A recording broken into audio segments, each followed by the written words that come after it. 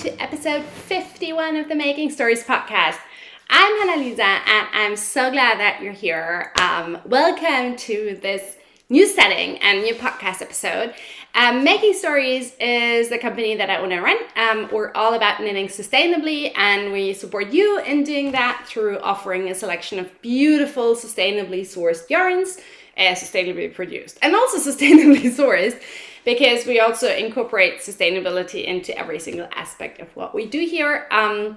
We also have a publishing side to the business where we put out Making Stories magazine twice a year, and we have this podcast and a lovely blog as well. New setting. As I said in my last podcast episode, I am trying out different sort of corners of our apartment for the podcast recording, because the corner that I recorded in for the last little while was a lovely chair in the corner of our bedroom. But we've since switched our bedroom furniture around and that chair is no longer there. And I didn't really I like where it's now, where the chair is, but I don't like that corner for podcasting because it's really tricky because it's against the window. So in the last podcast episode, I closed the curtains, but then also there's not much there as for visual interest.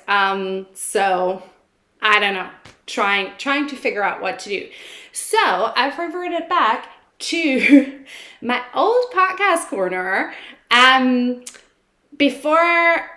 Before I had Oren, our little one who's turning 4 in September, I used to run 3 different businesses. And for one of them, I also did a podcast, a knitting podcast. It was kind of like this, just for a different business that I had. And this is where I recorded the podcast most of the time there. And I thought I would give it a try. Do let me know how you like it, whether you like it or you don't. Yeah, that's basically what I'm interested in. So that I know whether to keep trying to find a different, better spot or not. I do miss my chair though. It was really comfy recording in that chair.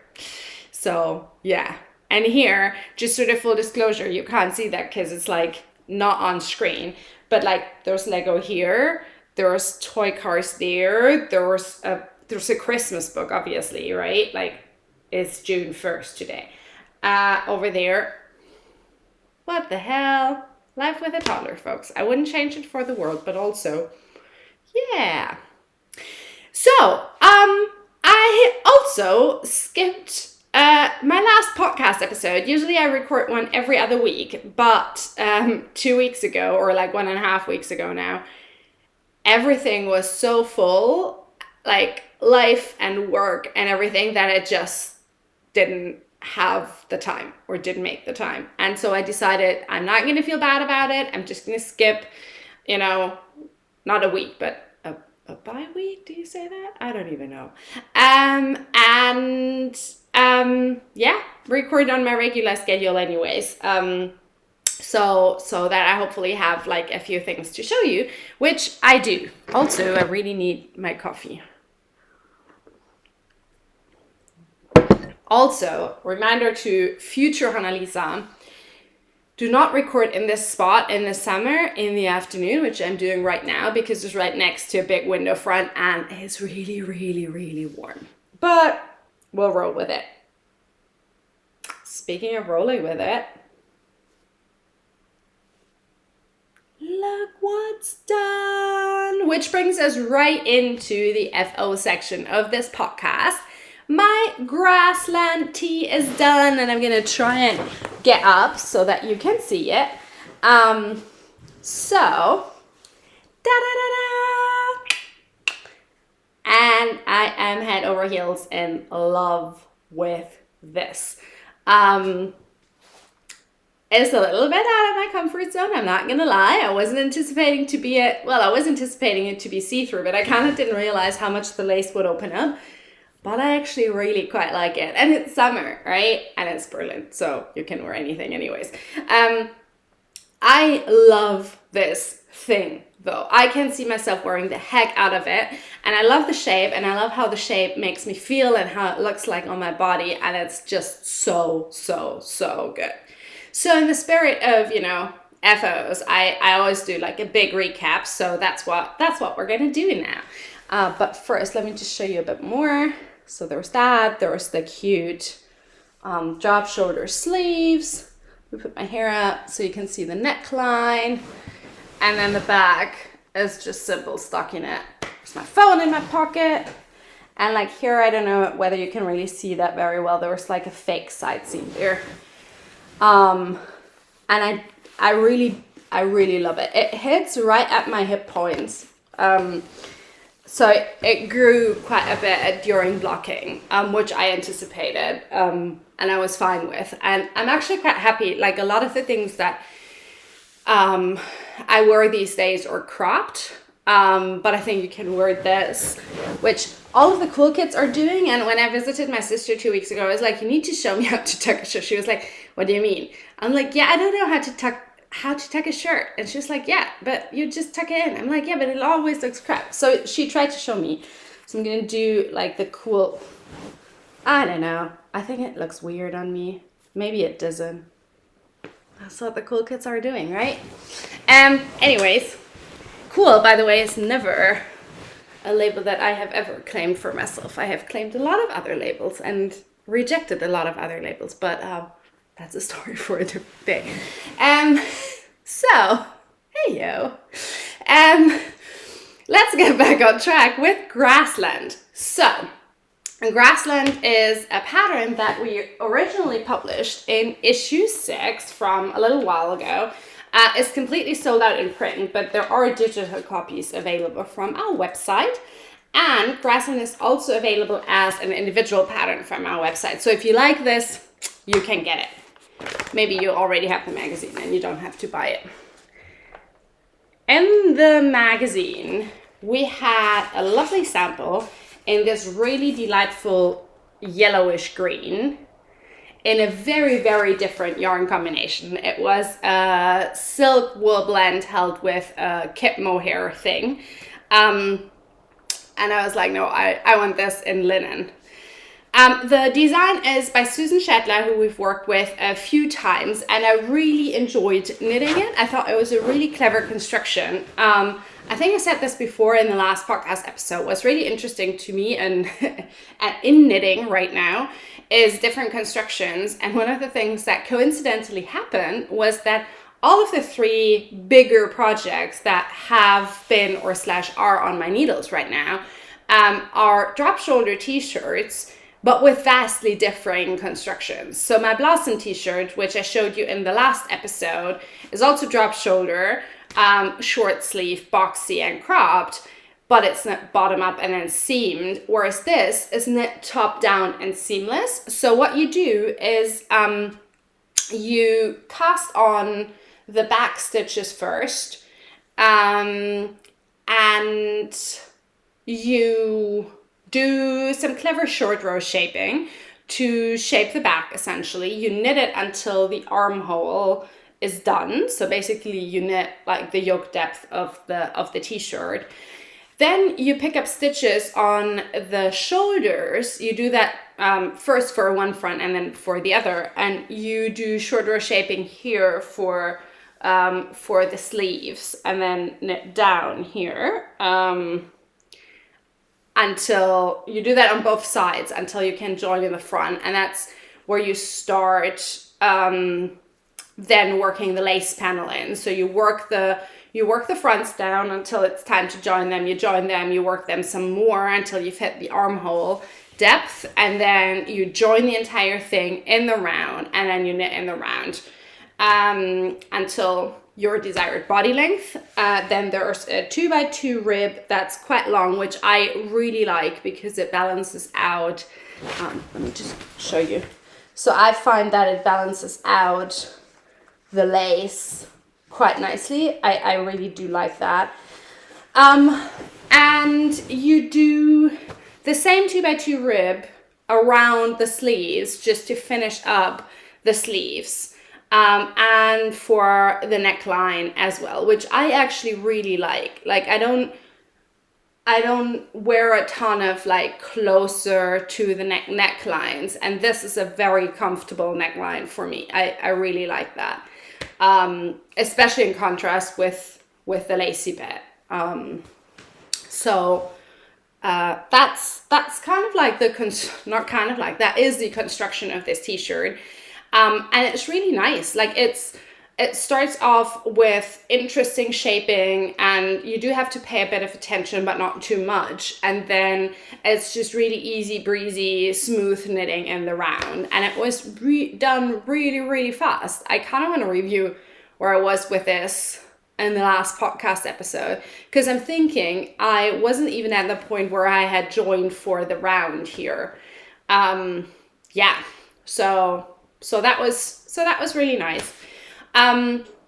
Before we dive into the yarn, I want to sort of take a quick second to talk about sizing. So I knit myself a size, now I have to refer back.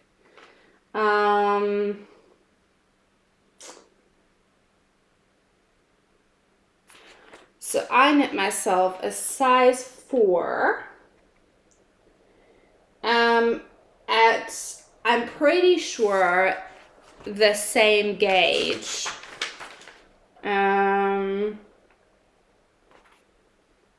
as the pattern. I will have to reference my phone for that. Sorry. Where are you, Grassland? There we go. Yep. So I was pretty much on gauge. So gauge is 18 stitches and 25 rows, which I had after blocking. I always measure my swatches before and after blocking to see whether the fabric will grow substantially when you're blocking, because these days I tend to knit to length, not to row count, preferably. And if your swatch differs significantly pre and post blocking, then that means that you have to pay attention to that when deciding how long to knit something, because that length is going to change after you block your shirt or sweater or whatever you're knitting on. That was the case here. So before blocking, I had 18 stitches, so stitch count I was fine, and 30 rows.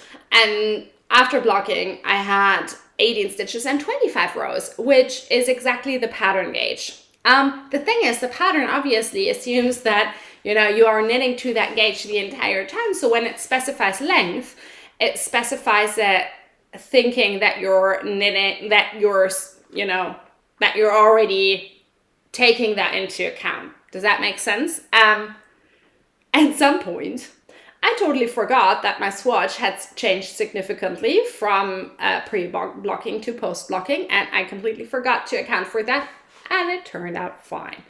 That's not always the case, which is why I'm talking about this, but just, you know, that I knit this to the length specified in the pattern. I am assuming it grew a little longer, but that being said, I realized that at some point when I was knitting the front, which is when I had already knit the back to the specified length, or like the upper part of the back. And then I was like, you know what, I'm not going to rip back, because the worst thing that comes out is that the t-shirt turns out to be a little bit oversized, which I wouldn't have minded at all. And I'm actually now quite glad that I did that, because it sits very comfortably on my body, and I don't think, like, especially with the arms, with the sleeves, I don't think I would have wanted them to be a little bit to sort of sit tighter. So very happy with the decisions that I made here. Also not sure if any of that made sense to you, but hopefully it did. So I knit a size 4, which I have measured this according to, which I probably should have done, but according to the pattern, it should have come out at about 116 centimeters bust circumference. I'm even 100, so it gives me 16 inches of positive ease, which I think is quite delightful. Yeah, that's that. Oh, I knit that on a size 4 needles. So size 4. And then the ribbing on a 3.75 millimeter needle. That's what I used. I used metal needles. Let's talk a little bit about the yarn. The yarn that I use is a 100% linen yarn from the Rerum Natura called Antigone, which we carry in the shop. And if you've watched the podcast before, you've seen me wax about it because I love this yarn so much. It's a sportway yarn that is comprised of 10 twists, or like 10 single strands that are twisted together. The entire production is done in Europe. So the flax is grown by a really cool initiative in France that's trying to go back to agricultural practices pre-chemicals, or like pre-harsh/harmful chemicals, because chemicals are everywhere. We are chemicals, so pre-chemicals doesn't make any sense. But so to sort of old agricultural practices that are working together with the environment rather than against the environment, which I think quite a bit of the modern agricultural practices are doing. When the flax is grown, it's transported to Lithuania, where it's wet spun into the singles, and then it's transported back to France, where it's twisted and dyed. And it's delightful. Linen is a great summer yarn. You can throw your linen things into the washing machine and into the dryer. They're just going to get better with age because they're going to get softer, and they hold up forever. I have a top that I've worn for like the last 7 years maybe out of linen, and it doesn't show at all. So yeah, it's really delightful. If you've never knit with linen, or you're a little bit hesitant because maybe you've heard people say that it's hard on the hands or something like that, we have a blog post for you that I'll link in the down bar below about how to knit with linen yarn. And I've also put together a Pinterest board with pattern inspiration for linen yarn. So if you generally like the idea of knitting with linen yarn, but don't necessarily want to make this pattern, there's tons of inspiration there. I use the colorway Marsala, which is this really delightful, lovely red brownish shade that I was drawn to, and it's just is fantastic. I love it. I'm wearing this right now with like light colored jeans. That's great. You can wear it with black. You can wear it basically with everything, and I think it's great. We still have a bit of Antigone left. I used, I think three balls, two and a half balls of Antigone for this. And as I said, like we do have a bit of Antigone left in like really select colorways. So there's a stunning lilac that I'm thinking I really want to make something in. There are also like a couple of other colors where we have enough yarn so you could make this. The next restock of Antigone is unfortunately only coming towards the end of June because Rerum Natura is all sold out at the moment. I was a little bit sad because I wanted to get the new colors and I couldn't a few weeks ago when they launched them because of financial reasons, because I'm being very good about money, which is working. So now I was like, all right, we sold enough Antigone that I can reorder. And they were all sold out. So yeah, but there's still some left in the shop. So go take a look. There's also a fabulous new pattern if you're more into the top, not the t-shirt kind of style, which is, I'm completely blanking on the pattern name, but it's by Sari Nordlund, and it's a really delightful sort of V-necked strappy top with like a ruffle going across the body. It's beautiful, and I'm pretty sure you've seen it because it's been all over the internet. And that uses Antigone as well. And I am assuming that quite a few of the orders that I've packed recently are for that. And I cannot wait to see them because you all chose lovely colors. Okay, that's my first finished object. Let's take a sip of coffee before we dive into the next one.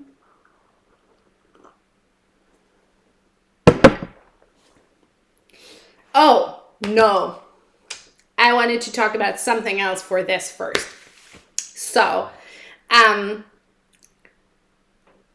prior to this recording, I took a selfie of myself in the mirror of this. that I put on Instagram with the title of "Don't Ever Tell Me Knitwear Can't Be Hot," because I actually feel quite hot in this, and it feels good. So that's like a funny thing that I wanted to say. That is kind of a segue into what would you wear with something like this. A linen top that is see-through, not just because it has lace in it, but because the gauge that it's at is also quite loose. And you can see that, you know, I am wearing something underneath here. I bought a new bralette for wearing with this, which I'm not gonna take the, no, I can't show you, that's not gonna work. I was gonna say, I'm not gonna take the top off here, but I will insert a picture of it because I took a picture when it arrived with this top, so that, you know, you can get an idea of what kind of like underwear to go for if you're a bit like me. I always need to know that there's something that I can wear underneath. If you're like, okay, no, I'm going all natural, you do you, kudos, love it. The basic thing that I wanted to recommend is you can either go for like a nude something, which I don't tend to do except when it's a white shirt. I much prefer a look where there's a bra underneath that is in sort of the same color range. So that's what I did here. So I bought this bralette, I've like a ton of them, that is also in this like plum colorway. It's not a perfect color match, but that's fine. It doesn't necessarily have to be.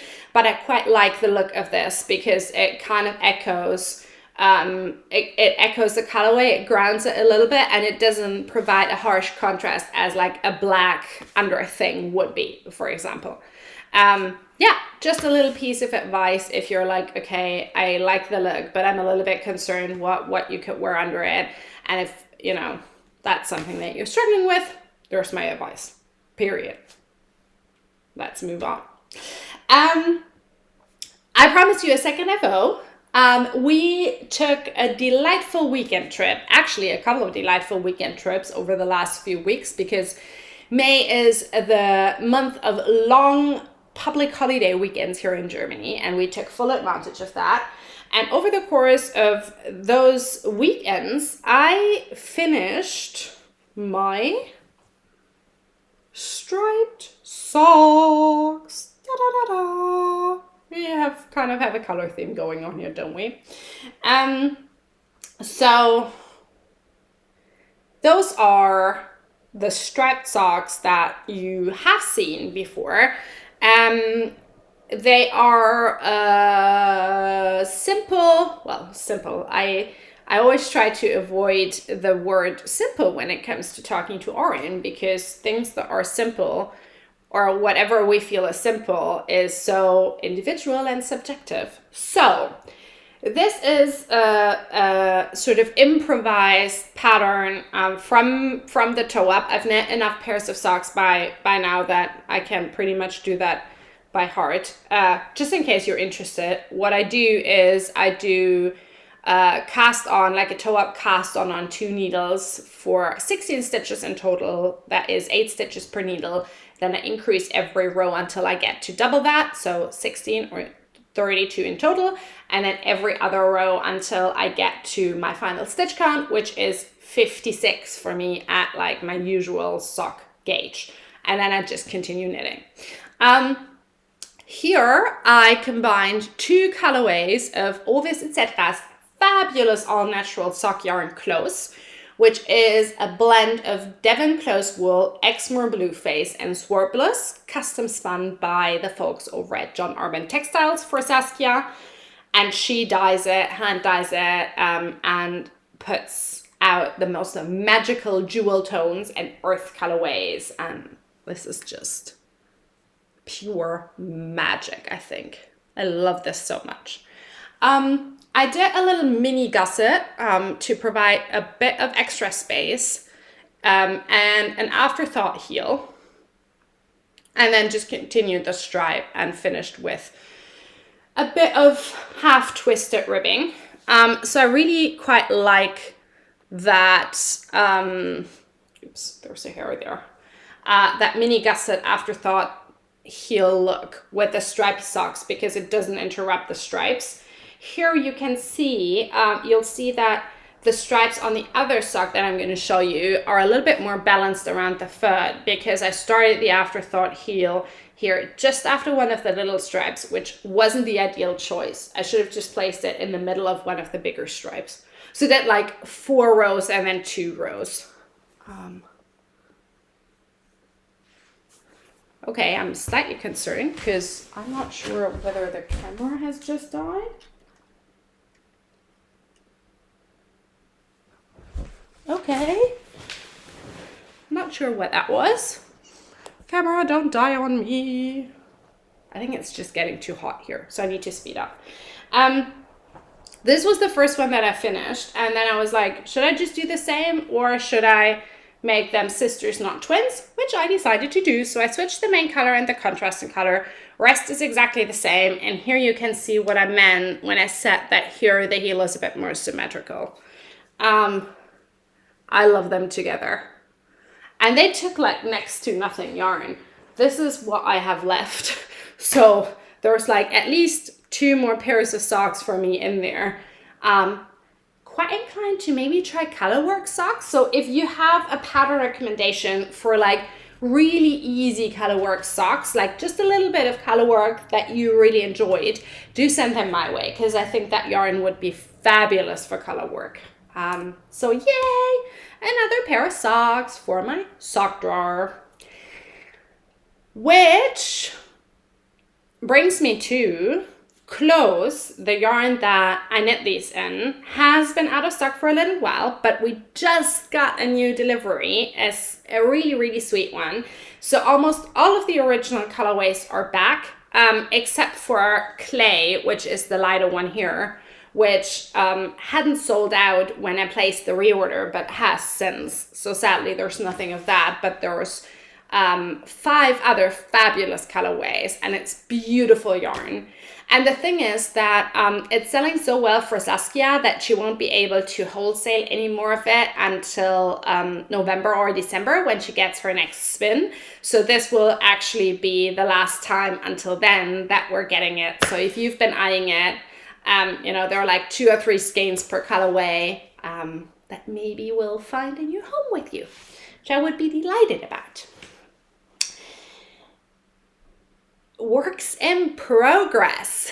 I have, is that true? Oh, well, I have 1 pair of socks that's been sitting in hibernation for the longest time, so maybe I'm going to pick them up and actually finish them.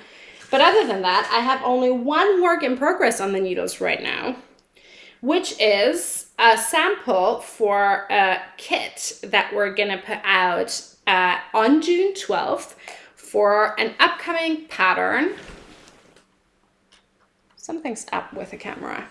For an upcoming pattern by Jessica McDonald. Jessica McDonald has worked another, because it's my 3rd one, drop shoulder summer t-shirt, which is absolutely delightful. It's stockinette with a really generous ease recommendation, and then has this beautiful geometric lace at the bottom of the body.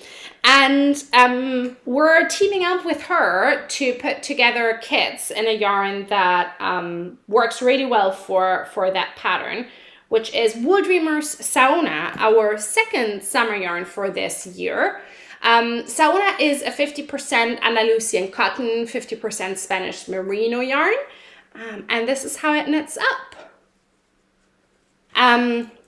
I have started my sample, and I need to get some serious knitting done on this. That's the back, and I just wanted to show you how beautiful Saona knits up, because we also have Saona back in stock. I think that blue 1984 might be almost gone by now, but all of the rest of the colors are back. They sold super, super quickly.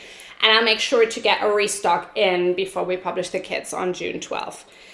So yeah, very delighted about this. And you're probably going to see lots more of this on Instagram in the next few weeks.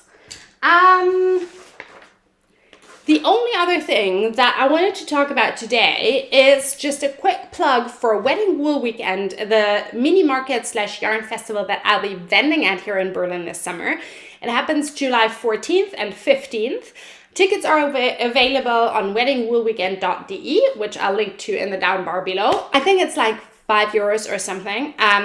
I'll be there together with my friend Eula from Wool & Twine, and we have lots of really exciting things prepared for you. Maybe I'll do a little special podcast episode about that. But also, I don't really have a lot of time these days, so we'll see. Okay, I'm really sorry for the rushed end to this, but I want to make sure my camera doesn't explode. So yeah, thank you so much for watching. If you liked it, give it a thumbs up. Do let me know your favorite colorwork sock patterns. And with that, the camera said goodbye, and I'm going to say goodbye. Bye, lovely.